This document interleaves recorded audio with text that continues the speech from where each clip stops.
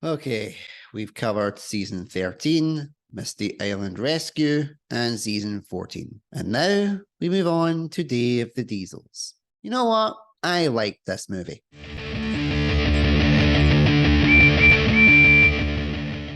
Okay, before you all jump down my throats about why I would like Day of the Diesels, for the normies that are new to the channel, first of all, please give it a sub. And secondly, let me give you the background.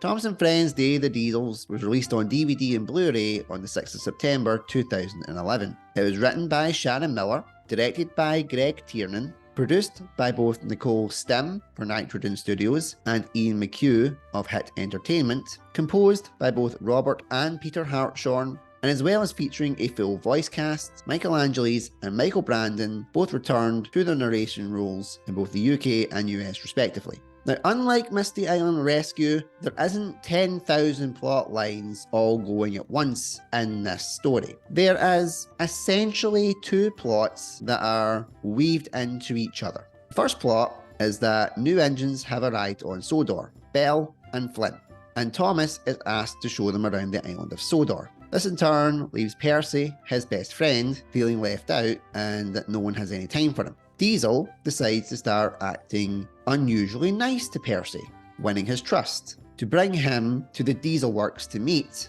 a returning Diesel 10. All the Diesels there are really sad because their Diesel Works is a shambles. No one fixes it, no one's there to help, no one cares. Which leads Percy to try and help the Diesels, essentially kidnapping Kevin the Crane to be their crane engine and convincing the steam engines that the Diesel Works need help just as much as the Steam Works would. This leads to the Diesels taking over the Steam Works. There's a big standoff between the Steamies and the Diesels, only for that standoff to get brushed to the side because of two things. One, the Diesel Works is on fire and they have to go and put the fire out. And two, the Fat Controller tells them to wrap it. Once they've done that, Steamies and Diesels come together to build a brand new Diesel Works, and all is right with Sodor. You know, this took me 4 takes to try and do, because while there was 2 plots, I really struggled just trying to put them together in a cohesive way that normal people watching this video would understand. There were some things that I liked about Day of the Diesels. It wasn't like Misty Island where I was completely broken by the entire sequence of events. There were things in this movie that I enjoyed. So let's get into them. 2 out of 3 ain't bad. By that I mean the acts of the movie. The first act and the third act I really enjoyed. The second act was very First act started well, with there being a fire on Sodor and Thomas and Percy trying to put it out,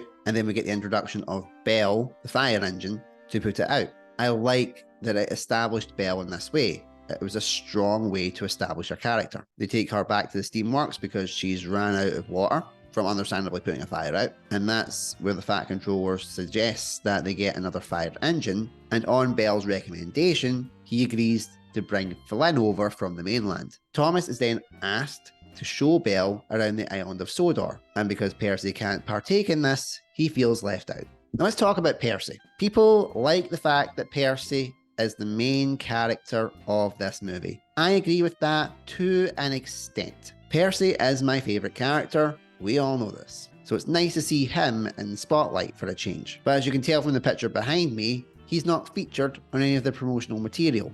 It is Thomas. Thomas is the marketable engine. He is the marketable character. And I'm going to be very controversial here and say that I wouldn't have minded if Thomas's role was Percy's and Percy's role was the role of Thomas in this movie.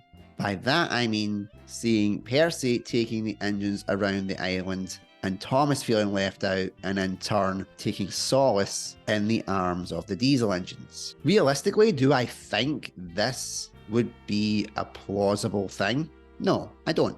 Thomas is the one really hammering home the fact that diesels are devious and that you shouldn't trust them and that they will basically screw you over and break your steam engine equivalent of a heart. But I think if played right, it would have been so much more impactful if it was Thomas that defected over. Because Thomas has this previous with diesels. He has this prejudice against them. He doesn't trust them. He doesn't like them. So how great would it have been if you were working through this story, but it was Thomas in Percy's role and Diesel's manipulating Thomas, being slowly broken down because he's feeling vulnerable that his best friend is being friends with other engines, only to be completely shafted in the final act. How much more impactful would that have been? I think that would have given it more emotional stakes and maybe made the second act a little bit less boring. Let's go into the second act. People talk about the second act saying that, it's very boring, it's very back and forth, it's very dialogue heavy, but it's the way the dialogue is done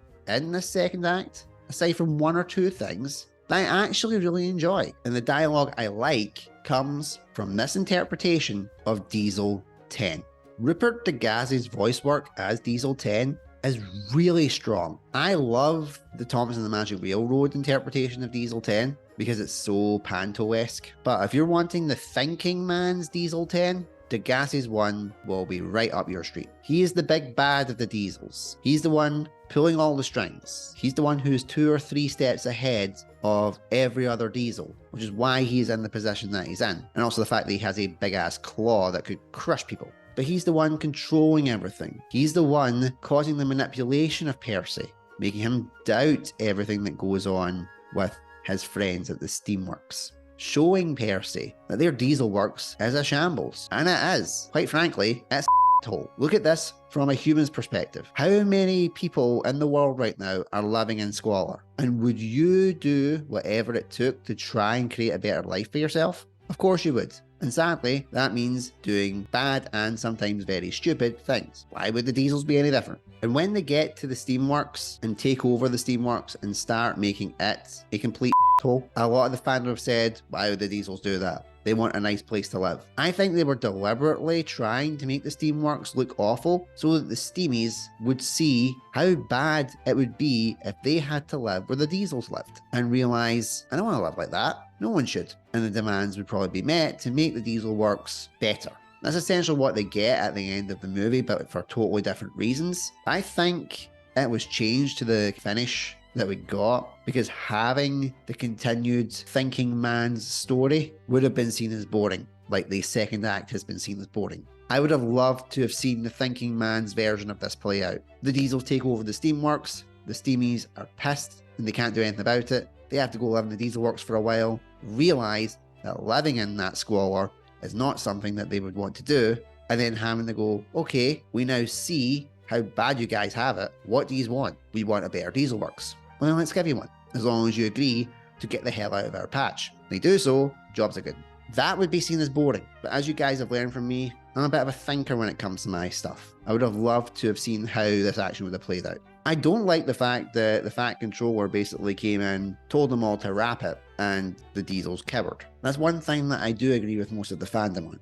Diesel 10 has a massive claw. He could have just grabbed the Fat Controller and be like, okay, you have no power here, little fat man. This is what the deal's gonna be. But they have to keep the Fat Controller in this authoritarian state, and then they come together to make a new Diesel Works. I did like when the Steamies were charging towards the Diesel Works, and it did look like there was going to be like some big blowout, like they were just gonna go square goal. But it never happened. I would say 2 out of 3 of these acts aren't bad. They were actually pretty good. First act was solid, second act was slow, third act was okay. So if the majority of your film is actually alright, then it can't be that bad, can it? New characters. This is where the movie really struggles for me. The introduction of the new characters. They're all so bland, basic.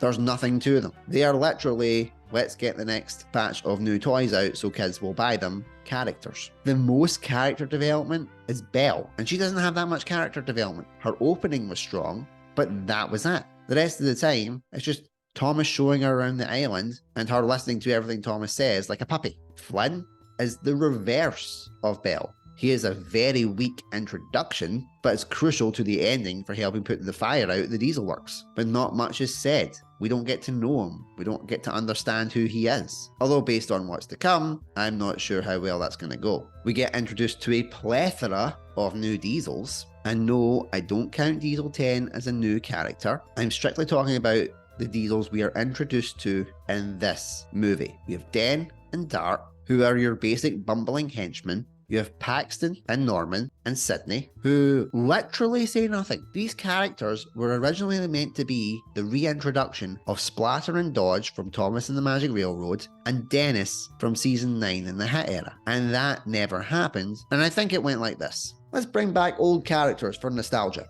Old characters won't sell toys. Okay then, so what do? We give these characters a new coat of paint, no personality, change their names, and then we can sell them as toys and make millions. Yeah, how did that go? If you're introducing new characters to a world, you should at least give them some sort of defining features to them. And there's absolutely none of that in any of the characters. Belle and Flynn are fire engines, and the rest are all Diesel 10 cronies. I've touched on how I think that Percy and Thomas's roles should have been swapped to make this a more emotionally impactful movie, and I stand by that. But what we get with Percy is perfectly fine. I don't like his interpretation in this part of the CGI era. It really annoys me because he's extra dumb and babyish. But I like the fact that Percy was in the spotlight because it was a change of pace. And I particularly liked his interactions with Diesel. I know there would have been more gravitas and more stakes if it was a Thomas Diesel dynamic rather than the Percy Diesel dynamic, but I was so glad to see Diesel back in the guise that he is meant to be. Manipulative, scheming, serving a greater purpose, and not caring who he tramples over to get it. Yes, he is the second in command to Diesel 10, but I realistically think this would be very much like a Transformers situation. Diesel 10 is Megatron, and Diesel is Starscream. He'll follow orders, but if he got a chance to overthrow Diesel 10, he would take it in a heartbeat, because that's who Diesel is. And the effects work used in this movie were better than Misty Island Rescue. I feel like as every movie comes and every season comes, the CGI gets that bit better as you get used to the flow and style of what you're trying to create. Yes, I know people had their issues about the Diesel Works essentially being open land with nothing there, but that makes sense for the Diesel Works. The Diesels are shunned. They're left in this little patch that doesn't get any time, care, or attention. So of course there's going to be nothing there around it. But the actual CGI work of making the Diesel Works look like a shambles was really good. And then when it's redone, it also looks really good. The fire scenes as well were done brilliantly. The opening of your film is crucial to getting the hook of your audience. And that opening scene was going from beautiful picturesque summer on the island of Sodor to the dark clouds descending and there being a fire that they need to put out. If that CGI is shoddy, then it's not going to sell the film. But the CGI in the film at the start was really strong, and it kept your attention. The end music, I'll admit that took me a couple of listens to get used to. It is very kid-friendly rock, but that's exactly what you need in a movie like this for kids. So I had to take out the fact that I am a middle-aged man and think about how this song would appeal to the younger generation that would watch the film when it first came out. And yes, it does appeal to that generation. It is a bop. It would get kids up and dancing at the end. I can't fault it. So do I think Day of the Diesels is an amazing film? No, I don't. But do I think it deserves the hate that it gets from the fandom? No, I don't. I personally think it was okay. The racism allegory is done better in Calling All Engines. But when you're having to try and convey a complex message like this to children, sometimes you need the subtlety of a brick to the face to be able to convey it. Let me know in the comments what you thought of Day of the Diesels. Did you like it? What would you change about it if you could? Thanks for watching, and until next time, keep on chugging.